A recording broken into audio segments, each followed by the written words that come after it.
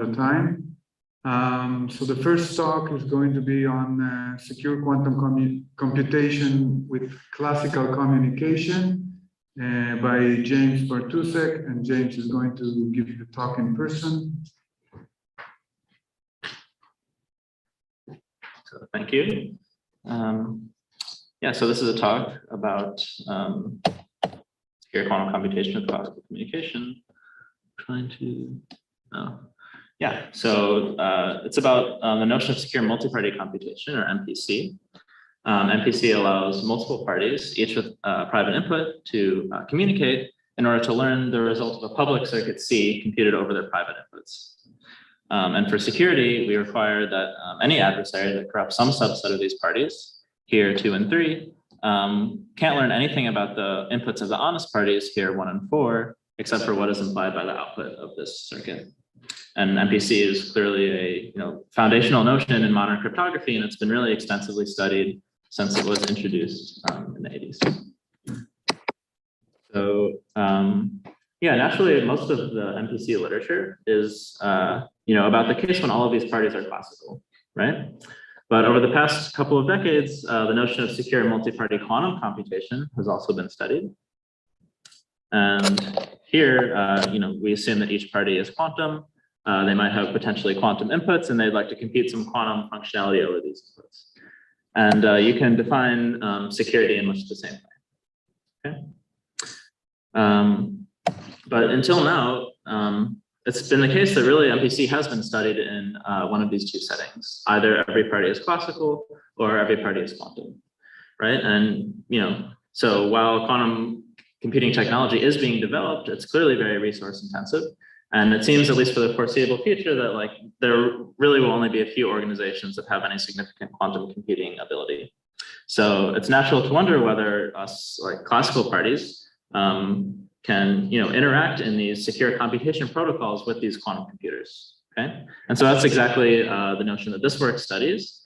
MPC for quantum functionalities with both quantum and classical participants at the same time. Okay. So the results here consist of some building blocks and applications. The main building block, or the main technical contribution, are new constructions of CVQC, or classical verification of quantum computation protocols, that enjoy some notions of blindness and composability. Okay, so CVQC considers a classical client with an input X interacting with the quantum server, at the end of which the client learns the value Q of X, where Q is some quantum functionality. And the CVQC protocol should always be sound, meaning that a malicious server cannot cause the client to output a false output or a wrong output. But in this work, we're also interested in the notion of blindness. And so we want our protocols to also simultaneously satisfy blindness, meaning that a malicious server should learn nothing about the client's input X while interacting in this protocol. And finally, let's see. Finally, we would like to also ensure some notion of composability, which intuitively means that we should be able to use this protocol securely as a building block within a larger context, potentially in a protocol involving even more than 2 parties. Okay, and to ensure composability, will require that our CVQC protocol satisfies or emulates a appropriate ideal functionality, which will also actually capture the notions of soundness and blindness. Okay, so yeah, so in this work, we give a 4-message protocol for a composable blind CVQC from the quantum harness of learning with errors. And we also give a 2-message protocol with some other useful properties in the quantum random walk-up model. And then we show applications to this setting that I described earlier of MPC with both quantum and classical participants. So here, one setting we consider is the setting of cloud-assisted MPC, where we have multiple classical clients, each with a private input, that would like to utilize the resources of a quantum server in order to securely compute a quantum functionality over their inputs. Okay, and here we give a 6-round protocol from LWE, and we also optimize the round complexities using the QROM and with the public key infrastructure setup. Okay, The other main setting that we consider is just this two-party setting where we have one classical party, one quantum party, each with a private input. And here we give a two-message protocol that delivers output to the classical party. And this type of protocol is usually referred to as a non-interactive secure computation protocol, or a NISC. And so what this result is the first NISC with classical communication that can handle functionalities beyond P. So in particular, can handle some class of quantum functionalities. Okay. And then finally, just to be precise, like the protocols we construct in this work are maliciously secure against dishonest majority, and they all operate in the Cohen random string model. And the class of functionalities, of quantum functionalities we can handle are those with classical input and output, but that are also restricted to be pseudo-deterministic, meaning that for every classical input, there's like a single classical output that's obtained, except with negligible probability. And it's actually open to extend these results and even more basic just verification results to handle the more general class of quantum functionalities that output an arbitrary distribution over classical strings. And so this is all I wanted to say, so thank you.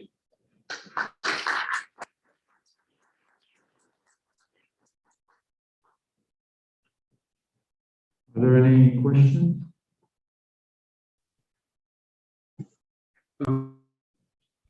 I have a question. It's around connecting.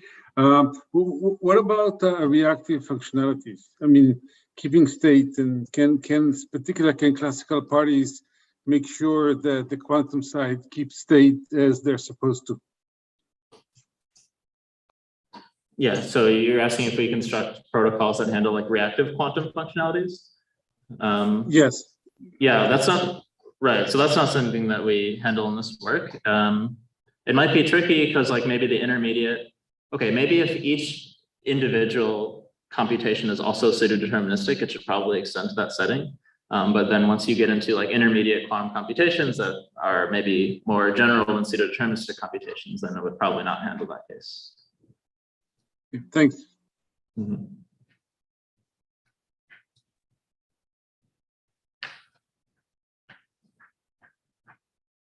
Okay, any other questions? Okay, so let's thank James again.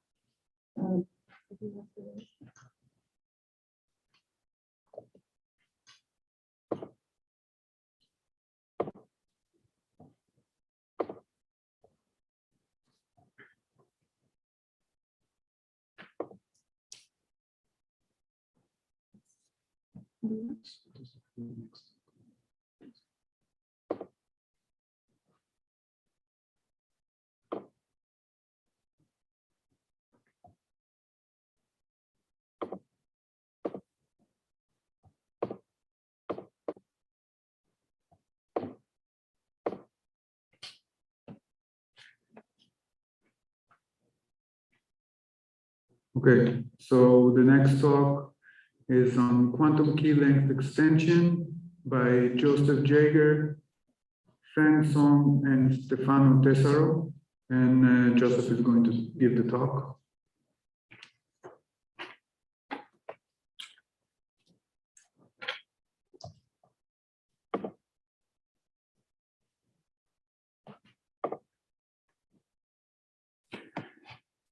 Thanks for that introduction. Like you just heard, I'm Joseph, and I'll be talking to you about my work analyzing the security of key length extension techniques against quantum attackers.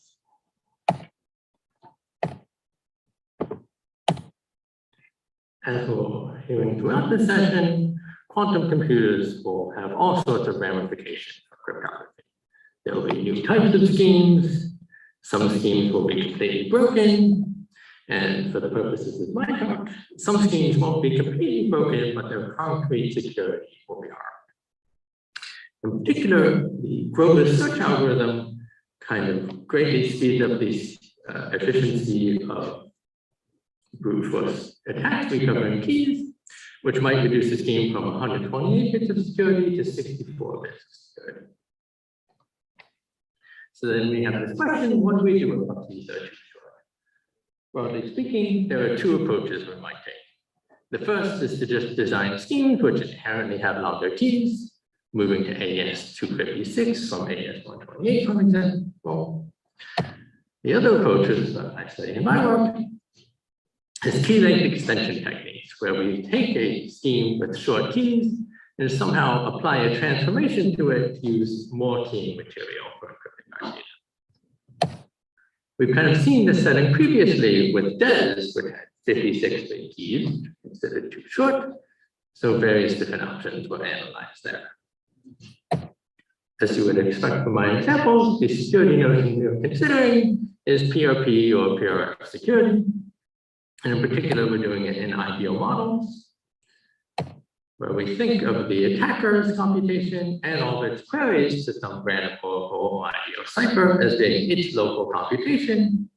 And the queries it makes to the game are external computation being used by the user being attacked. This gives us kind of 3 levels of security we might consider. The classical security, which we're used to analyzing. You can also consider a partially quantum setting where the attacker is using a quantum computer in its attacks, but the honest users are still classical. And this likely suffices for many applications. And finally, there's the fully quantum setting where all of the attacker's performance and the external computation is being done quantumly. We analyze 3 different techniques here. The first we consider is called FX, where you augment your block cipher by XORing a key into the input and then the output of the block cipher. This was analyzed classically by Killian and Rogaway, who showed that it was sound. This is meaningfully more secure than if you just use a block cipher by itself. However, if we move to the fully quantum setting, this is not sound. There's a clever attack which is able to make this really no more secure than if you were just using the block cipher by itself. However, these attacks, which combine kind of Grover search and Simon, seem to inherently need quantum access to both of its oracles. And in particular, we can make this rigorous by showing that it is a sound technique in the partially quantum setting. Because of some technical difficulties that often get run into with the quantum analysis of schemes based on random permutations, we were only able to prove this result against non-adaptive attacks. To kind of poke at whether it might be secure adaptively, we looked at a related construction where you replace the permutation with a random function. And here we were able to give a fully adaptive proof of security. Finally, we look at double encryption, where you just apply your block cipher twice with independent keys. You may recall classically that this is no more secure than single encryption due to the meet-in-the-middle attack. So it may be somewhat surprising then that in the fully quantum setting, this actually is a sound key length extension technique. The kind of high-level intuition, which breaks what might seem like a paradox, is the fact that the savings you get from Grover search and the savings you get from the meet-in-the-middle attack, in some senses, can't be composed on top of each other. To kind of very briefly touch on the techniques we use in our proofs. For FX, it's a nice application of one-way to hiding lemmas, where we just had to very carefully figure out how to express our security game to then directly apply these lemmas. For our adaptive proof, we had to combine one-way to hiding, as well as Zandri's techniques for lazily sampling random functions that are being accessed quantumly. Somewhat interestingly, part of how we do this involves applying Zandri's technique to an oracle in this partially quantum setting, which is being accessed classically. Finally, for double encryption, our proof is based on a reduction to a worst-case list disjointness problem and the new quantum analysis of this list disjointness problem. Our work leaves some interesting open problems. One is doing the full adaptive analysis of FX. This seems to require some sort of lazy sampling for permutations, and it needs to be kind of perfect lazy sampling as opposed to the recent lazy sampling introduced for analyzing SHA-3, whose concrete security isn't good enough to be meaningful for our proof. And the second question is if we can give tighter analysis for list disjointness. So our proof here for this worst case problem gave us a result with a 6th root in it. The kind of function inside of the 6th root isn't too terrible looking, But a 6th root is really bad for kind of some parameter regimes.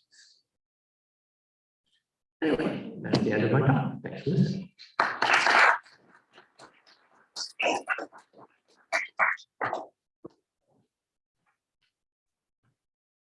Any more questions or any questions? Yes, I have a question. In FX, did you look at the original design of DesX, which had K2 before and K3 afterwards? In other words, two different blinding keys, one before and one after? Great question. So for how we did our proof, we kind of thought about what would happen if these keys were different, and the security bound we got wasn't any better than what we get by using the same key for the input and the output, which is why we did this slightly simplified version. Well, that was the original resolution of DesX, was it didn't really matter whether the keys were different. Then my second question would be, for double encryption, the obvious extension in DES is triple encryption, EDE. Did you look at that? Not really. So kind of our proof technique was based on the reduction to a list disjointness problem. And we didn't have any sort of analog of that step for triple encryption or beyond. Thank you.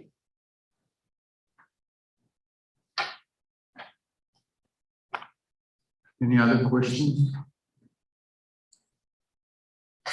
Great, so let's thank Joseph again.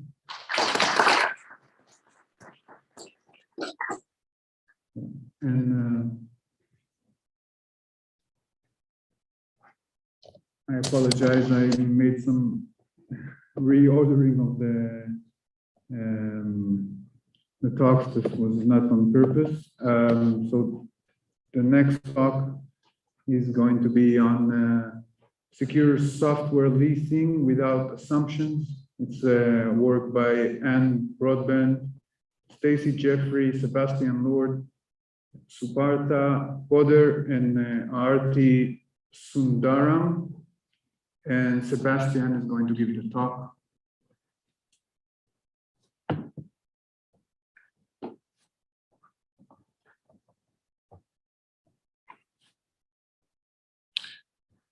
All right, hello everyone. My name is Sebastian Lord, and I'm happy to be here to talk about secure software leasing without assumptions. This is joint work with my co-authors, Anne Broadbent, Stacy Jeffrey, Supartha Poder, and Arti Sundaram. So, like many interesting stories in quantum cryptography, ours begins with the no cloning principle, which essentially states that it is impossible to create perfect copies of arbitrary quantum states. In other words, quantum states aren't like sheep. You can't clone them.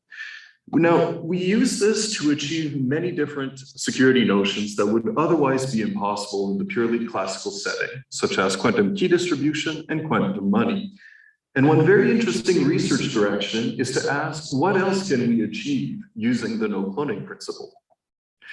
So in 2009, Scott Aronson asked the question, can quantum states be used as copy-protected programs, which let the user evaluate some function f, but not create more programs for f? In other words, we're looking for something that kind of looks like this figure, where we have two procedures, protect and eval, such that we can feed a circuit or a function to the protection procedure, obtain some quantum state rho, which can then be used with the evaluation procedure to correctly compute the function or the circuit. In this work, we consider two different security notions for these types of schemes, namely honest malicious copy protection and secure software leasing. Okay, so Aronson asked his questions in 2009.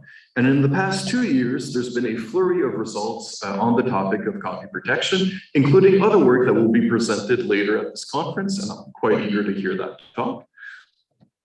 However, all of these works use standard assumptions or oracles or some sort of setups like the common reference string model. Our main contribution is the construction of a secure software leasing scheme for point functions, which is provably secure without assumptions and against unbounded adversaries. In the process, we define this novel security notion of honest malicious copy protection. Now, if I was to sketch our results, it would look a bit like this, where we start off with any total authentication scheme, obtain honest malicious copy protection for point functions, show that this is strong enough to achieve SSL for point functions, and prior work by Coladangelo, Mayans, and Paremba yields that SSL for point functions is strong enough to obtain SSL for compute and compare functions. Okay, so let's get to the details of it. How do we define honest malicious copy protection? Well, we start with a copy protection scheme, protect and eval. And essentially what we want to do is show that it is impossible to take a program and create two programs that would allow evaluation. So we study this by a game that is parametrized by a distribution on circuits, as well as distributions on pairs of inputs to the circuit.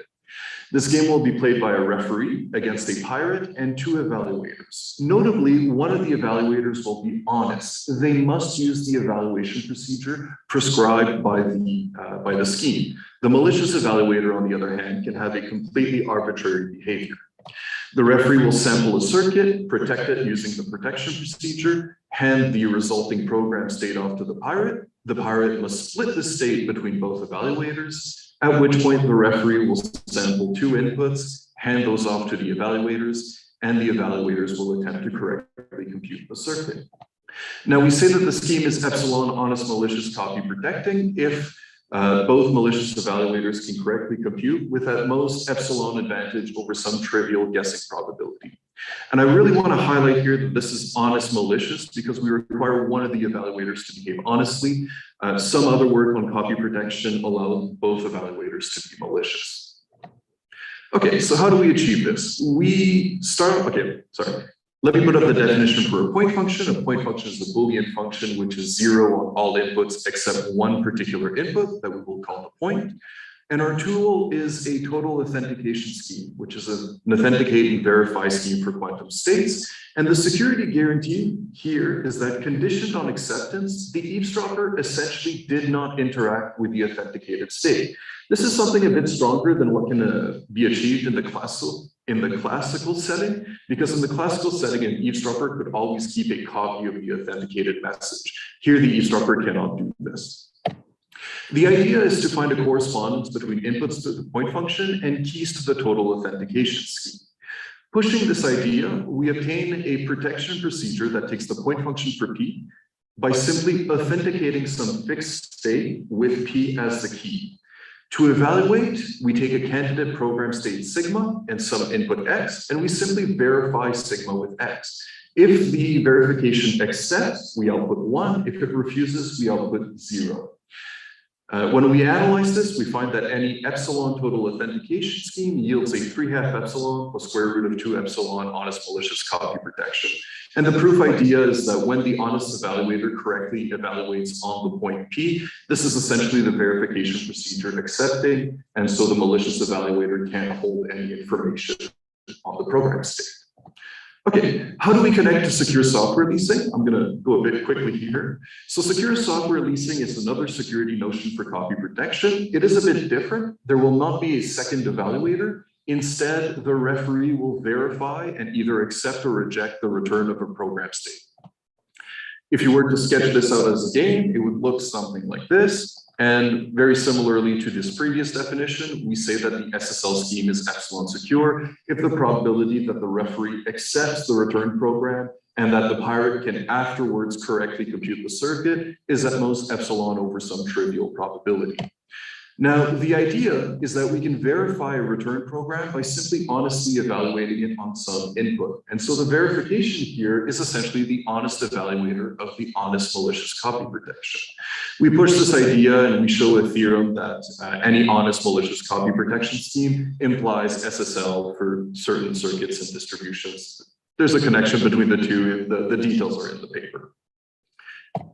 So in conclusion, our results, we start with any total authentication scheme. We obtain honest malicious copy protection for point functions. This is enough to yield SSL for point functions. I just want to put up this game here, which is the honest malicious copy protection game. And with that, thank you.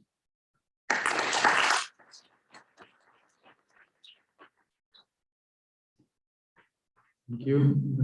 Any questions?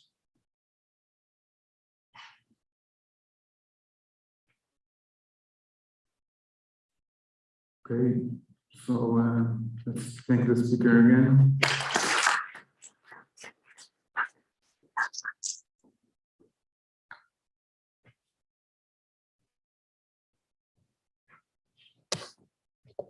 So this is going to be the last talk of the session.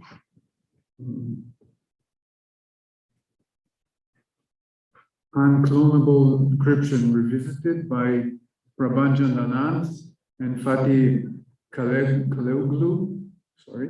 Pretty good. Okay. And Fatih will give the talk.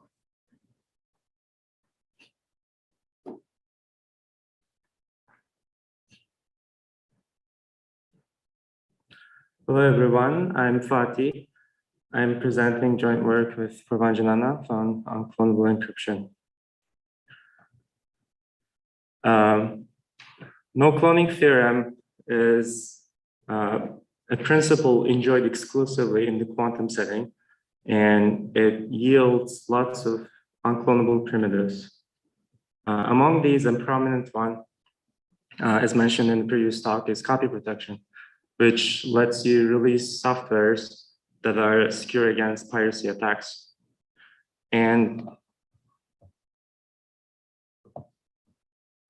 And more recently, unclonable encryption was introduced by Anne Broadbent and Sebastian Lord.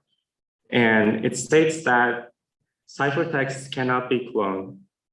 So it encrypts classical messages using quantum functionalities. And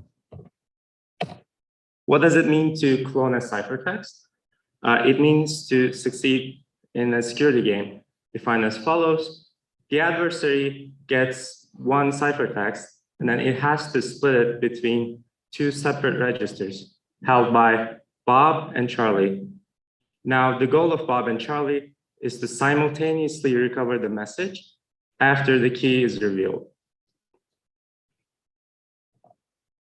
And the trivial strategy gives a success probability of half to the n, where n is the message length. So that's the baseline to compare success probabilities to. So why is this notion interesting in the first place? There are several scenarios one could imagine to apply this in the real world. One hypothetical such scenario is the following. Suppose a client is storing private data on a cloud storage. And at some point, the client may want to retrieve the data.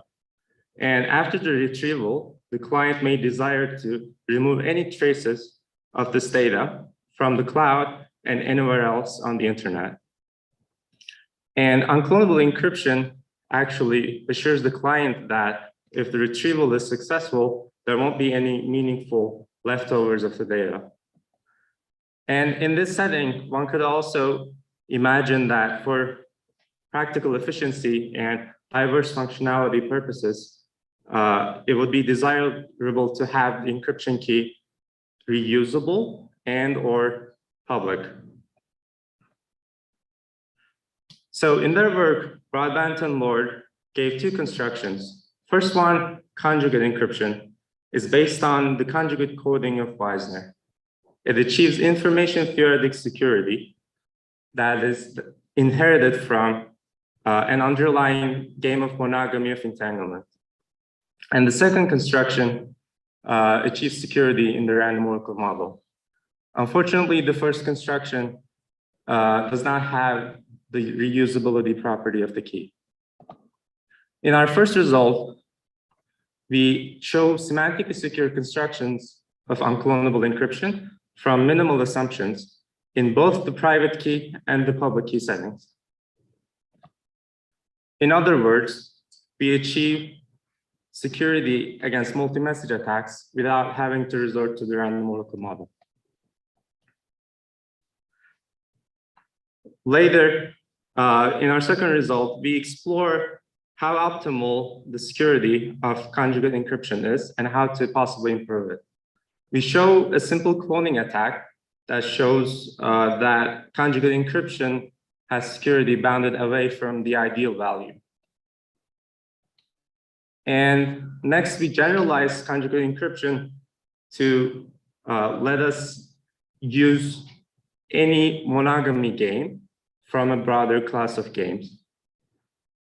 It remains to find a monogamy game that has the value we want and can be proved. But we pave the path for that direction. And in our final contribution, we show a relation between unclonable encryption and copy protection. Recall that in unclonable security, the adversary's task is to simultaneously recover the message after the key has been revealed. A stronger notion is unclonable indistinguishability, which states that the adversary should not be able to simultaneously distinguish encryptions of two different adversarially chosen messages. We showed that this stronger notion implies copy protection of point functions in the plain model. As mentioned, copy protection of point functions has been an open and hot problem over a decade. And recently, there has been a construction which was secure in the random oracle model. And the question in the malicious security setting still remains open. Therefore, our work, again, reduces that problem to a new direction, which is to construct this stronger primitive in the plain model. To summarize, our contribution is threefold. First is unclonable encryption constructions that are semantically secure from minimal assumptions. Second is to analyze and generalize the first construction of broad-bottom lore. And the third one is to show an implication from unclonable encryption to copy protection of point functions. And with that, I conclude my talk. Thank you.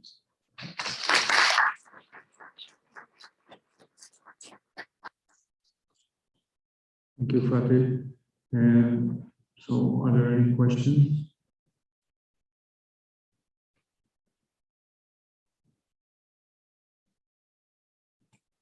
Okay, so if there are no questions, then let's thank Fatih again and all the speakers of this session.